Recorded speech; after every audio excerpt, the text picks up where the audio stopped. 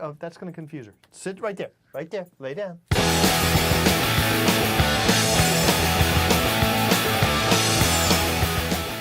Welcome to the Rowdy.com Big 3 Poodle Edition. Don't know if you're going to get to see the poodle, but she's here. She's right there. Her name is Sheena, and she's not a punk rocker, she's a poodle. I'm Bud Fever. He's not Bassmasters. Bassmasters, he's got a case of the tummies. So we've got Cutler in with the 3 big burning Shell Pennzoil NASCAR questions today. And you said it. That is the biggest issue of the day. Shell Pennzoil leaving Richard Childress Racing at the end of this season, reportedly heading over to Penske Racing, where Kurt Busch is going to be driving the number 22 Penske Shell Pennzoil Dodge. The well-lubed Dodge. I mean, at first blush, this is a kind of a shocker, because why would you leave Richard Childress Racing?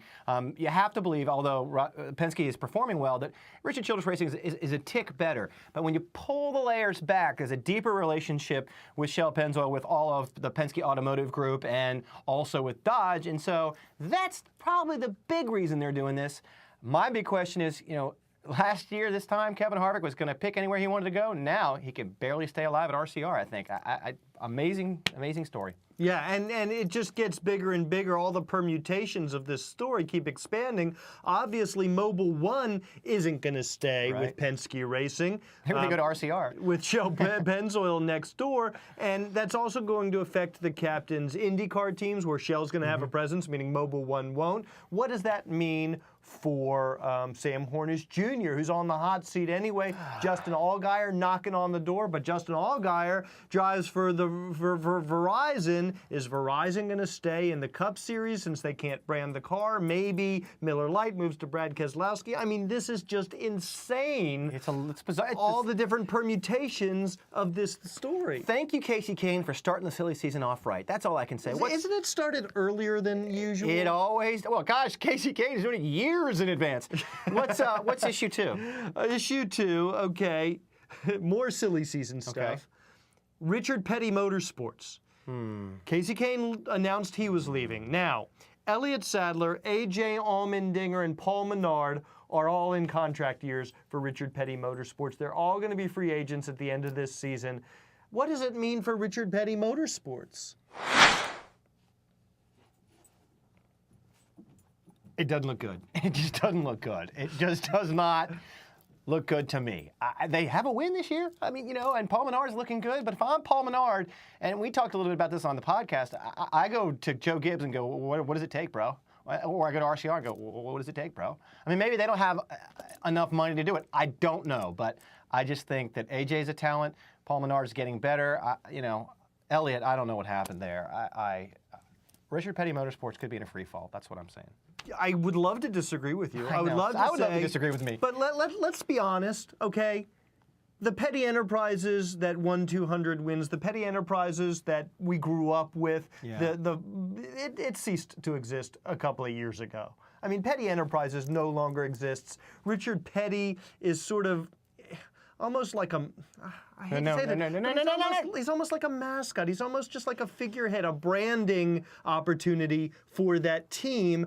It's not Petty Enterprises. I don't And while it'll be sad to see Richard Petty Motorsports go away, really, how can they not? Now, who knows if the Dinger is going to have any opportunities next season? I hope he does. I think he's got a lot of potential in our sport. Paul Menard can go wherever the hell he wants because he brings the Menard sponsorship with him. And like you said, I think Elliott Sadler's days are numbered. But I got to talk to some of these big like Palmolive, big craft marketing people and see.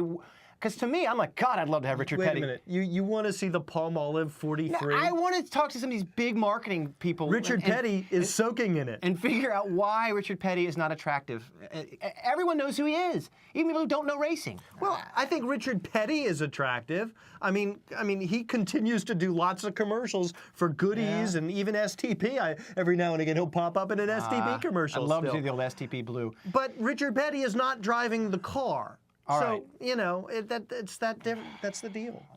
Sad clown. All right, next issue. More silly season stuff, man. Again? I mean, who wants to talk about testing when you can talk about the fact that Ty Norris of Michael Waltrip Racing is wooing Budweiser? Who isn't? I mean, if you're in the NASCAR business and you're a team owner, the only person, well, I was going to say the only person who's not wooing Budweiser would be Rick Hendrick, but of course he's doing it. I mean, everyone is doing it. So no surprises there. Ty Norris does have a relationship with him. He was at DEI. They had Junior and Bud. So, you know, I think Budweiser has the opportunity of a lifetime here because they are a big-time sponsor, and they can basically right now pick any sort of program they want. Look, I gotta say, I hadn't really thought in these terms, but I gotta say, since I read this story, the more I think about it, the more Martin Truex Jr. and Budweiser seems like a pretty good match. A hell of a lot better than Casey Kane and Budweiser, which I always felt was a little forced. I can see Martin Truex Jr. representing Budweiser, and also the fact that Budweiser aligned themselves with Casey Kane, who was driving for a second-tier team, suggests to me that Michael Waltrip Racing is not out of the realm of possibility. You know what? Budweiser is more concerned about the branding opportunities, perhaps, than actual on-track performance. So, you know, this is all still speculative, and yes, as you say, everybody's winning Budweiser, but Michael Waltrip Racing and Martin Truex Jr. With Budweiser? I just don't know why Budweiser would leave Casey Kane. I don't know why they would do that. But at Hendrick, I mean, you jump at the opportunity. Yeah, but maybe, I mean, remember, they were with Hendrick, and that ended. And we don't. And why did it end? We're never going to know the real story. I've heard rumors that it didn't end well. Maybe they don't want to go to Hendrick and get in line behind Lowe's and DuPont and be the third sponsor. Okay. Yeah, that's a fair point. Maybe Pepsi doesn't want to see another beverage company, although a very different beverage company, in that stable.